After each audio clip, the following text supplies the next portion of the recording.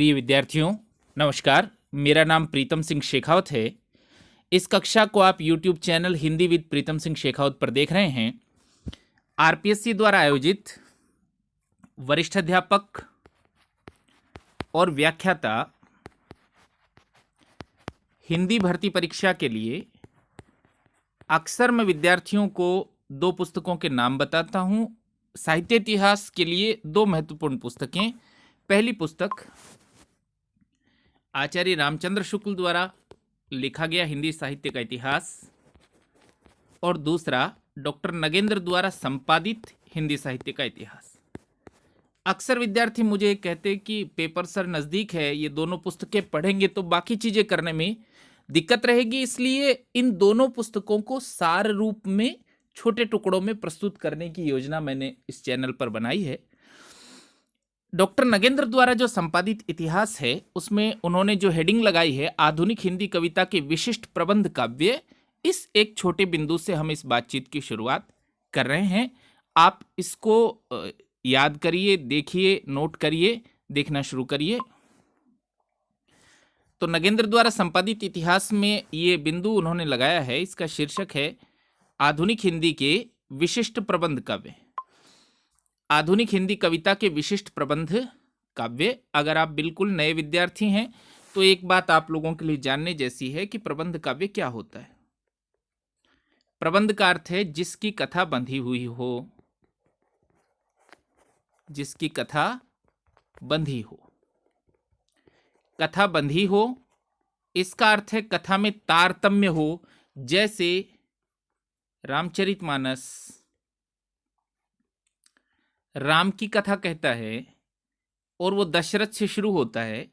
फिर हमको पता चलता है कि राजा दशरथ की 3 रानियां हैं, उनके 4 पुत्र हैं। ऐसे क्रमशः जो कहानी चले, ऐसे क्रमशः जो कहानी बंधी हुई हो, उस कविता को हम प्रबंध काव्य कहते हैं। दूसरा काव्य मुक्तक काव्य होता है। अच्छा, मुक्तक काव्य का अर्थ है छंद स्वतंत्र हो, प्रत्येक छंद स्वतंत्र हो, इसको हम मुक्तक काव्य कहते हैं। जैसे कबीर का बीजक आप कह सकते हैं मुक्तक काव्य है। बिहारी के सतसई आप कह सकते हैं मुक्तक काव्य है।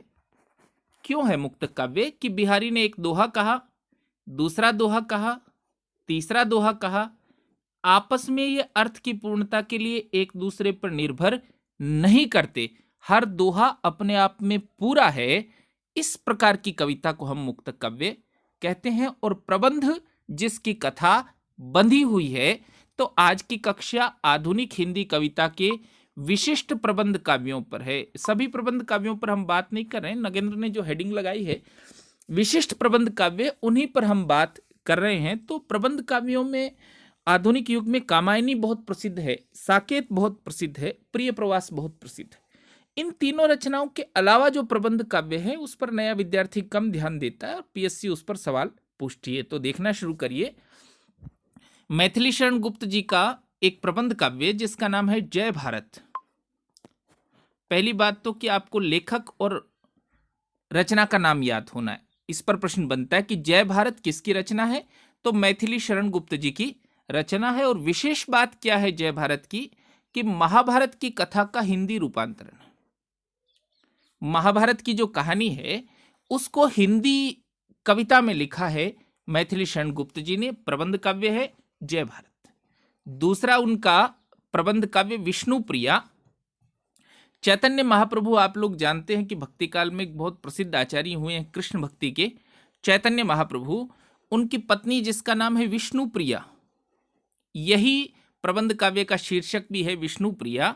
तो विष्णु प्रिया का चरित गान किया गया है। विष्णु प्रिया कैसी है उसके विषय में बताया गया है। चैतन्य महाप्रभु तो बहुत प्रसिद्ध है ही, पर नया दृष्टिकोण है, आधुनिक दृष्टिकोण है मैथिली शरण गुप्त जी का कि विष्णु प्रिया का जीवन कैसे है, उसका विचार क्या है, इस पर उन्होंने लिखा है। तो मैथिली शरण गुप्त जी के 2 प्रबंध काव्य, जय भारत जो महाभारत की कथा का हिंदी रूपांतर है, विष्णु प्रिया चैतन्य महाप्रभु की पत्नी विष्णु प्रिया का चरित गान है।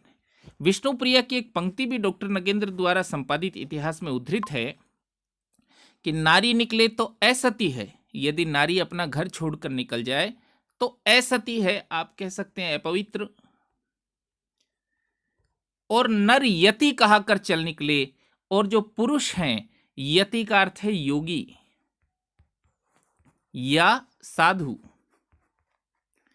पुरुष घर से निकले तो आप उसे साधु कहते हैं, योगी कहते हैं, और नारी अगर घर से निकल जाए तो आप उसे अपवित्र इत्यादि कहते हैं। ये विष्णु प्रिया का दृष्टिकोण है, तो आप कह सकते हैं कि स्त्री विषयक दृष्टिकोण को उभारती है। ये कविता स्त्री दृष्टिकोण को उभारती है। हिंदी कविता में एक वाद भी है, या आधुनिक साहित्य में एक वाद भी है, स्त्री विमर्श। जो भी साहित्य के पुराने विद्यार्थी हैं इस वीडियो को देख रहे हैं, कमेंट करके मुझे बता सकते हैं कि स्त्री विमर्श से वो क्या समझते हैं, स्त्री विमर्श का क्या तात्पर्य है। तो विष्णु प्रिया, उनका कथन हमने देखा, नारी निकले तो असती है और पुरुष यति कहा कर चल निकले। दूसरा प्रबंध काव्य, दूसरे लेखक जिनके प्रबंध काव्य के बारे में हम बात कर रहे हैं, दो प्रबंध काव्य रामधारी सिंह दिनकर जी के, उनको युगचारण कहा जाता है, ऐधर्य का कवि कहा जाता है, वीर रस के कवि के रूप में वो बहुत प्रसिद्ध हैं। उनका एक प्रबंध काव्य रश्मिरथी। रश्मिरथी कर्ण के जीवन को लेकर लिखा गया खंड काव्य है। अब देखिए, प्रबंध काव्य दो तरह के होते, एक होता है महाकाव्य जिसमें नायक के संपूर्ण जीवन की कथा हो, जैसे रामचरितमानस, रामचंद्रिका, दोनों महाकाव्य, क्योंकि राम के संपूर्ण जीवन की कथा कहते हैं। दूसरा होता है खंड काव्य, जो नायक के जीवन के एक भाग का वर्णन करे, संपूर्ण जीवन का चित्रण नहीं होता, एक भाग, एक दृष्टिकोण इत्यादि का चित्रण हो, इसे हम खंड काव्य कहते हैं। ये दोनों प्रबंध काव्य के प्रकार हैं। आज हम आधुनिक हिंदी में प्रबंध काव्य क्या हैं, महत्वपूर्ण प्रबंध काव्य जो डॉक्टर नगेंद्र ने लिखे हैं, मैंने अपनी तरफ से कुछ भी इसमें एडिट नहीं किया है, कुछ भी उस पर जोड़ा नहीं है, वो जो उन्होंने पुस्तक में लिखा है वही लिखा है, क्योंकि मेरा भरोसा है कि पीएससी के पेपर सेटर नगेंद्र, आचार्य शुक्ल या रामचंद्र तिवारी जी इस तरह की पुस्तकों से ही आपका पेपर सेट करते हैं साहित्य इतिहास का। देखिए, तो रश्मिरथी कर्ण के जीवन को लेकर लिखा गया खंड काव्य है, रामधारी सिंह दिनकर लेखक हैं। दूसरा उर्वशी, उर्वशी और पुरुरुवा की प्राचीन भारतीय कहानी, उर्वशी और पुरुरुवा की जो कहानी है उसको नवीन अर्थ दिया है उन्होंने उर्वशी में। ये भी प्रबंध काव्य है, और ज्ञानपीठ पुरस्कार जो रामधारी सिंह दिनकर जी को मिला है वो उर्वशी पर मिला है। तो दिनकर जी की दो रचनाएं, रश्मिरथी और उर्वशी। अब देखिए, सुमित्रानंदन पंत, लोकायतन उनकी रचना है 1964 में, और लोकायतन प्रबंध काव्य का कौन सा भेद है, महाकाव्य, इसको आप लिख लीजिए। लोकायतन एक महाकाव्य है, प्रबंध काव्य का एक भेद महाकाव्य। भारतीय जीवन की स्वाधीनता से पहले और बाद की कथा, इसकी विषय वस्तु क्या है। देखिए, लोकायतन महाकाव्य साधारण सूचना है, सुमित्रानंदन पंत जी का है साधारण सूचना है। पेपर सेटर कभी कभी इससे आगे की बात पूछ लेता है कि विषय वस्तु क्या है। विषय वस्तु भारतीय जीवन की स्वाधीनता से पहले की और बाद की कथा है। ये प्रश्न भी बनता है कि लोकायतन महाकाव्य कितने भागों में विभाजित है, तो दो भागों में विभाजित है। उनके दोनों के नाम क्या है, बाह्य परिवेश और अंतश्चैतन्य। पहले भाग का नाम है बाह्य परिवेश, दूसरे का नाम है अंतश्चैतन्य। तो लोकायतन जो सुमित्रानंदन पंत जी का महाकाव्य है दो भागों में है। अगला देखिए, धर्मवीर भारती जी, बहुत सारी रचनाएं उनकी प्रसिद्ध है, अंधा युग भी, गुनाहों का देवता भी। कनुप्रिया उनका प्रबंध काव्य, राधा के दृष्टिकोण का वर्णन है। कनु कृष्ण का नाम है, तो कनुप्रिया का मतलब हो गया है राधा। स्त्री दृष्टिकोण से लिखा गया काव्य है, इसको भी आप स्त्री विमर्श में शामिल कर सकते हैं। राधा कृष्ण से पूछती है कि जब आप मुझसे प्रेम करते थे तो इतिहास में मैं क्यों नहीं हूं, इतिहास में ग्योथना क्यों भूल गए। आपको एक दिलचस्प बात बताता हूं मैं कि हम लोग कृष्ण भक्ति काव्य जब पढ़ते तो आपको पता होगा कि वो श्रीमद् भागवत पुराण पर आधारित है। आप पढ़ेंगे कि सूरदास की जो कविता है वो श्रीमद् भागवत पुराण पर आधारित है, और दिलचस्प बात यह है कि श्रीमद् भागवत पुराण जो है उसमें राधा जी का कहीं नाम भी नहीं है। ये नाम कहीं नहीं मिलता, इतना ही मिलता है कि एक गोपी उससे कृष्ण का एक विशेष अनुराग है। तो राधा नाम साहित्य में कैसे आया है? जयदेव जी ने जो गीत गोविंदम लिखा है उससे, उसके बाद विद्यापति जो हमारे पाठ्यक्रम में चलते हैं मैथिल कोकिल, उसके बाद सूरदास इत्यादि कृष्ण भक्तियों। तो कनुप्रिया जो कविता है उस धर्मवीर भारती जी की, कनुप्रिया शब्द का मतलब ही है राधा। राधा के दृष्टिकोण का वर्णन है उसमें, स्त्री विमर्श की कविता इसको कहा जा सकता है। दूसरा, ठाकुर प्रसाद सिंह, उनका प्रबंध काव्य है महामानव, गांधी जी के जीवन पर आधारित है। इस तरह का प्रश्न पूछा जाता है, महामानव किसकी रचना है, किसके जीवन पर आधारित है, तो आपको इसे याद रखना है। कुंवर नारायण पाठ्यक्रम में भी चल रहे हैं, कक्षा 11-12 में उनकी कविता चल रही है। आत्मजयी उनका एक प्रबंध काव्य है, 1965 ईस्वी में लिखा गया है। कठोपनिषद में वर्णित यम नचिकेता प्रसंग पर आधारित है। कठोपनिषद हिंदुओं के यहाँ एक उपनिषद है, और उपनिषद कठोपनिषद में एक कहानी है यम और नचिकेता की कहानी। तो नचिकेता और उनके पिता वाजश्रवा आपस में संवाद करते हैं। वाजश्रवा क्रोधित होकर कहते कि जाओ मैं तुझे यम को देता हूं।